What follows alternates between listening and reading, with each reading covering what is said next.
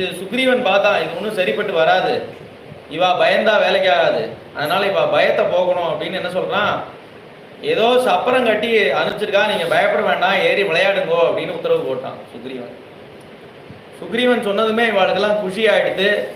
அவன் மேலே ஏறி விளையாட ஆரம்பிச்சிட்டான். அந்த மூக்கு காதெல்லாம் அவ்வளோ பெருசா இருக்கான்.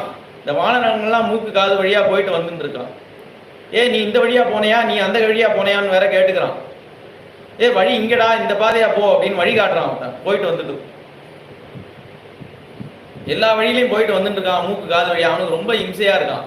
இதை மாதிரி அவன் யுத்தம் பார்த்ததே இல்லை கும்பகர்ணன். இந்த குரங்குகள்லாம் என்ன பண்றான், கையால பிடிச்சு அப்படியே ஓங்கி காலில் போட்டு மிதிக்கிறான், தூக்கி வீசுறான், அப்படியே குரங்குகள்லாம் சாகிறது. அவன் காலில் மிதிப்பட்டே பல வானரர்கள் வந்து சாகிறா. அதி ஆச்சரியமா யுத்தம் பண்றான். அவனை எந்த அஸ்திரமும் ஒன்றும் பண்ண முடியல. அவ்வளவும்